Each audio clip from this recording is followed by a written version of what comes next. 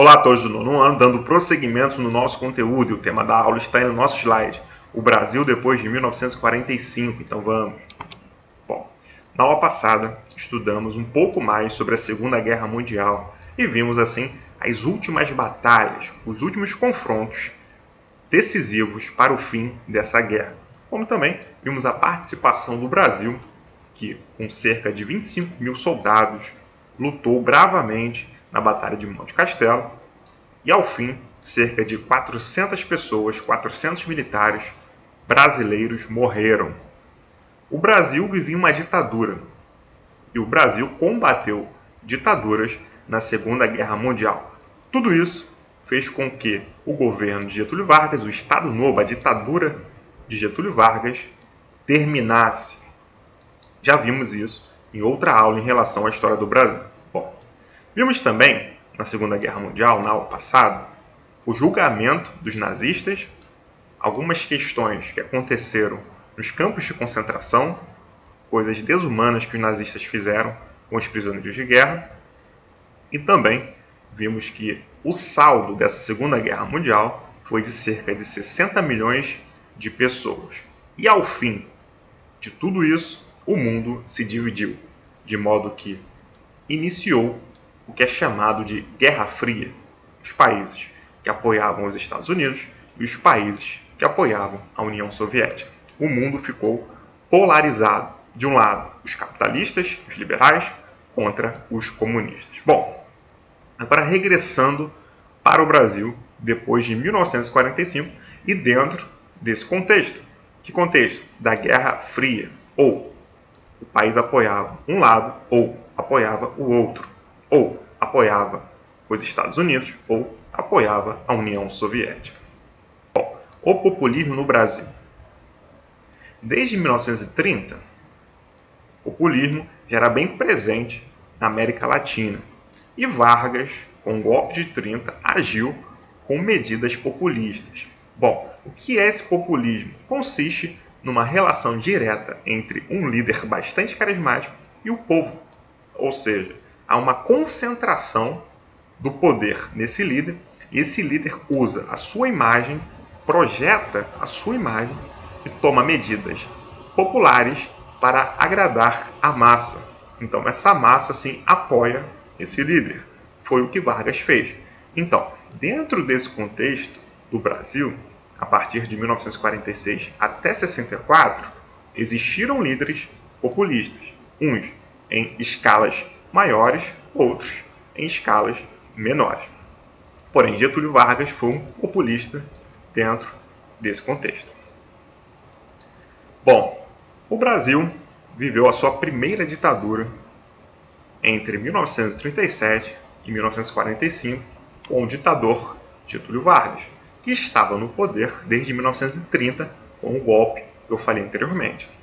Sendo que a democracia retornou ao Brasil, porque em 1945, depois que o Brasil regressou da Segunda Guerra Mundial, depois que os militares regressaram da Segunda Guerra Mundial, assim, Vargas foi pressionado e obrigado a renunciar militares, políticos opositores, já que o Brasil estava vivendo uma ditadura, um autoritarismo, e foi lá para a Europa combater ditaduras totalitárias.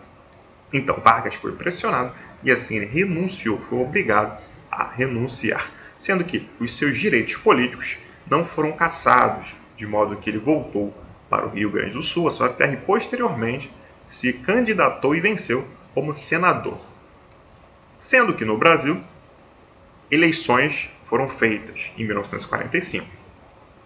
E existiam vários partidos que foram criados justamente no fim dessa ditadura de Vargas, em 1945.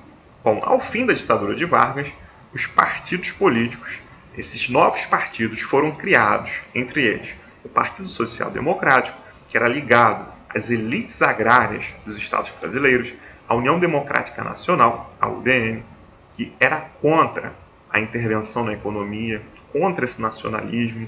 Eles queriam que o Brasil fosse aberto ao capital externo. O Partido Trabalhista Brasileiro, PTB, que apoiava assim, esse sindicalismo, ou seja, tinha a figura de Getúlio Vargas como uma figura forte.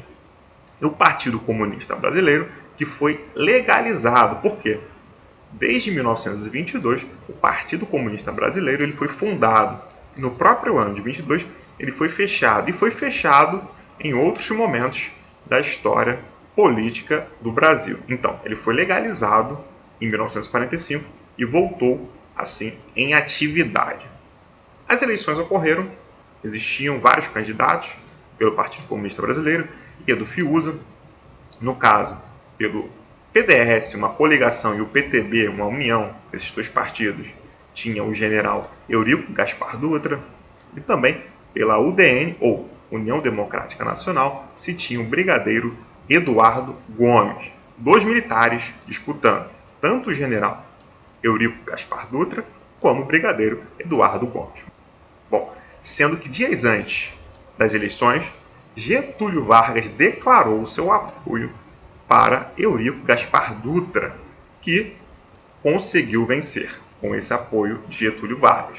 E ele estava timidamente dentro desse contexto na disputa e conseguiu disparar e venceu as eleições. Então, esse período de 1946 até 1964 é o período democrático dentro do Brasil, já que em 1937 a ditadura começou, a ditadura de Vargas, que foi até 45. Então, dentro desse contexto, uma nova Constituição foi pensada. E essa Constituição, esse conjunto de leis, fez com que o Brasil retornasse para a democracia. Então, teve essa volta para a democracia brasileira, teve essa volta para se efetivar essa democracia, esse governo do povo. Lembrando, nem todos ainda poderiam votar. Essa era a quarta Constituição da nossa história. A primeira foi de 1891, a segunda foi de 1934, a terceira foi de 1937, que era fascista da ditadura, e essa quarta de 1946.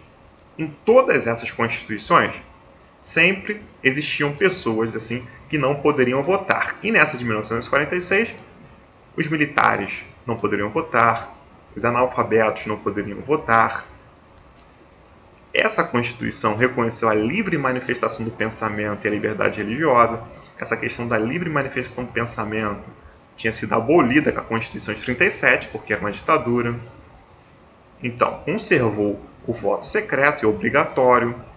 Essa conquista do voto secreto foi de 1934, porque antes o voto era aberto, etc. Em relação às mulheres de 21 anos, elas poderiam votar, mas de forma facultativa, não obrigatória. As mulheres que trabalhavam fora, elas votavam dentro desse contexto. O governo Dutra. Bom, Dutra venceu as eleições de 1945, assumiu em 1946 e seu mandato foi até 1951. Então, imediatamente, ele aliou-se aos Estados Unidos. Lembrando que o mundo estava no contexto da Guerra Fria, você se aliava aos Estados Unidos ou se aliava à União Soviética. Então, o governo Dutra rompeu relações com a União Soviética, que já vinham bem antes na história do Brasil. Tanto é que Vargas mantinha essas relações tanto com os soviéticos como também com os Estados Unidos. Dutra fechou o Partido Comunista Brasileiro, ou seja, teve um curto período de legalidade e o partido foi fechado, já que o Brasil está aliado aos Estados Unidos, então se tem uma caça aos comunistas, aos esquerdistas. Dutra agiu com medidas também ali, um tanto quanto populistas. Ele fez o Plano SALT, que era um plano para reformular a saúde, trazer uma alimentação maior ao povo, fazer com que o povo tivesse transporte, energia elétrica. Então foi uma medida populista para assim alcançar as massas, sendo que para fazer esse plano ele pegou empréstimos dos Estados Unidos. E ao fim esse plano não deu certo. Por quê? Isso fez com que o poder de consumo das pessoas diminuísse. Então, o governo Dutra ele entrou em uma grande recessão, em uma grande crise econômica. Ao fim do governo, ele até buscou fazer cortes em gastos desnecessários para tentar equilibrar essa economia e teve um resultado. Porém, de uma forma geral, o governo foi ladeira abaixo. A inflação, a recessão foram bem grandes no governo Dutra. Aí eu coloquei uma imagem. À esquerda, Eurico Gaspar Dutra. À direita, presidente norte-americano Harry Truman. Truman se deu muito bem, os Estados Unidos se deram muito bem com essa relação. Ao fim, o país entrou em um contexto de muitas crises. O segundo governo Vargas, 1951 a 1954. Bom, como eu falei anteriormente, Vargas continuou na política depois que ele foi tirado em 1945. Os direitos políticos dele não foram cassados, de modo que, posteriormente, ele conseguiu vencer as eleições e tornou-se um senador. Em 1950, novas eleições aconteceram e Vargas ele foi eleito de forma democrática e voltou para a presidência do Brasil. Aquele mesmo que foi ditador anteriormente, de 1937 a 1945. Ele recebeu a maioria dos votos e assim tornou-se novamente o presidente. E esse período é chamado de o segundo governo Vargas, que vai de 1951 a 1954. A era Vargas vai de 1930 até 1945. Bom, Vargas foi um populista e nesse segundo governo dele ele agiu também com essa ação populista.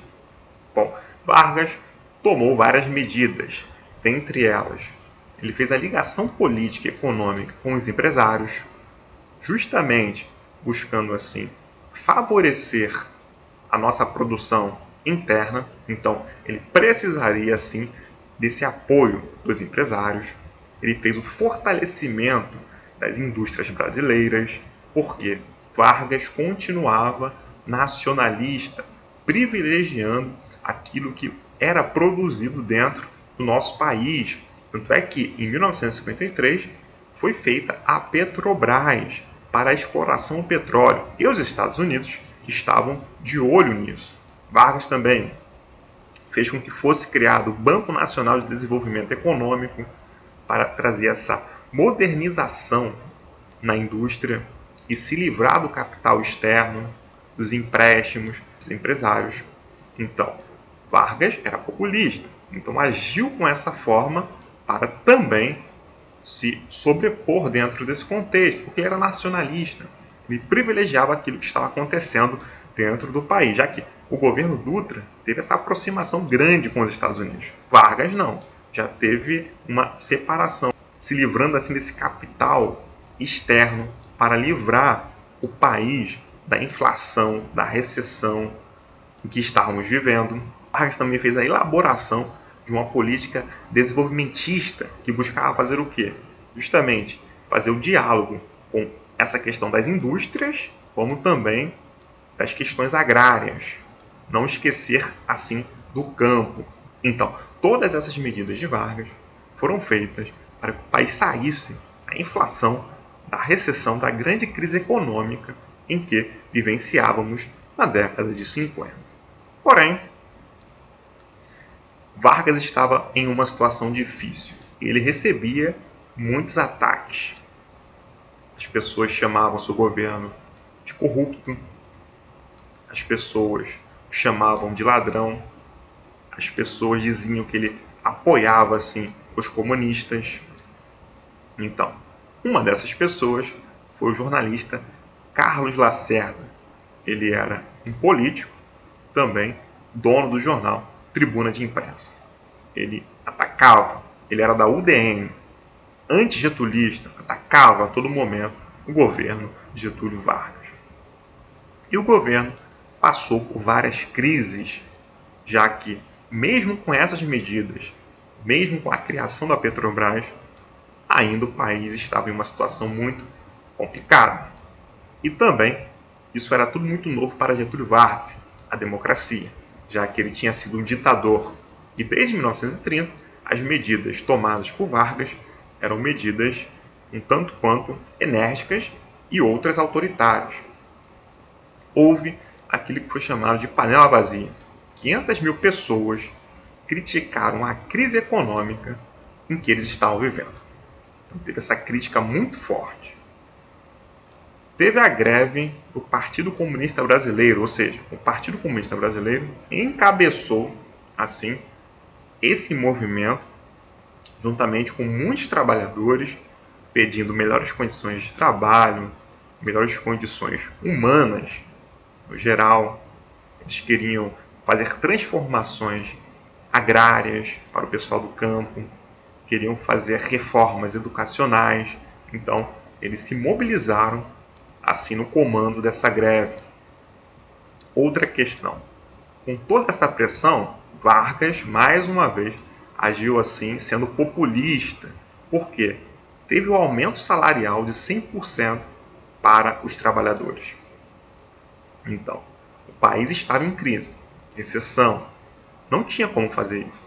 Vargas assim o fez e recebeu muitas críticas dos políticos opositores, como também 82 generais militares. Eles assim assinaram contra Vargas, começaram a pressionar o governo de Getúlio Vargas, de modo que o ministro do Trabalho, João Goulart, foi tirado do cargo. Outra questão, o atentado da Rua Toneleiro. Bom, como eu falei anteriormente, Carlos Lacerda, acompanhado pelo Major Rubens Vaz, da Aeronáutica, e um crime aconteceu. O Major foi morto e Carlos Lacerda recebeu um tiro no pé. Bom, o que isso tudo tem a ver com Vargas? Chegaram em uma pessoa que tramou tudo isso, que foi Gregório Fortunato, segurança particular de Vargas. Logo, Vargas foi acusado de ter mandado Gregório matar Carlos Lacerda, aquele que criticava duramente o governo de Vargas. Então, teve uma pressão popular muito maior também por conta disso. Então, todas essas questões envolveram assim essas crises em que o governo sofreu. Então, Carlos Lacerda dizia publicamente que quem mandou matá-lo foi Getúlio Vargas. Getúlio Vargas estava muito pressionado, de modo que ele se reuniu posteriormente com seus ministros, buscando assim conversar com eles o que ele faria. Alguns eram a favor que ele renunciasse, outros não. E posteriormente, Vargas não aguentou essa pressão e veio a se suicidar. Ou seja, ele deu um tiro no coração. Porém, antes, ele deixou assinada uma carta-testamento, onde ele dizia muitas coisas que ele tinha feito ao longo da sua vida pública, desde 1930. Então, ele até disse que sairia da vida e entraria assim para a história. Então, Vargas não aguentou essa pressão e matou-se com um tiro no coração. E assumiu o vice Café Filho depois disso. Eu coloquei uma imagem, conceitos de populismo. Aí o pessoal abaixo, duas perguntas. Só vai dar o pão? Onde está o circo?